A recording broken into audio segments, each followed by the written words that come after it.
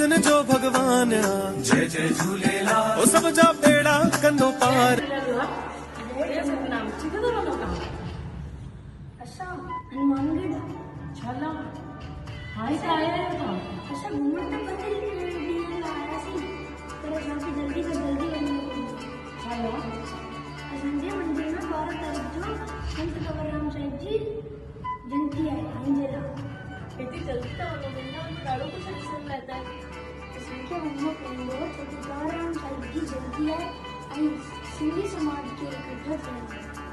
हाँ लिखे नहीं याद अचियो है 5 सब मिलकर हनुमानगढ़ ताली हाँ मिखे तो बुधाए छाछा प्रोग्राम रखो गया अचण वारी 12 अप्रैल शाम 4:15 लगे जोत जगाई वेंदी ऐं हुनखां पोइ भजन संध्या थींदी।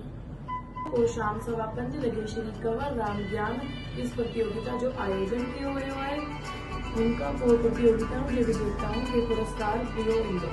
शाम 6:15 लगे भव्य शोभा यात्रा ऐं उनमें सिंधी सनाई भी हूंदी।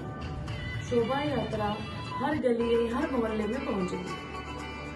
स्थान श्री झूलेलाल मंदिर वार्ड नंबर 52 सेक्टर नंबर 6 सुरेशिया मानगढ़ जंक्शन। आयोजक पूज्य सिंधी पंचायत सुरेशिया। तव्हां सभिनि खे सहपरिवार सादर आमंत्रित आहियो। हाणे असां त अचूं था हाणे तव्हां सभु बि सहपरिवार आमंत्रित आहियो। जय झूलेलाल जय संत कंवरराम।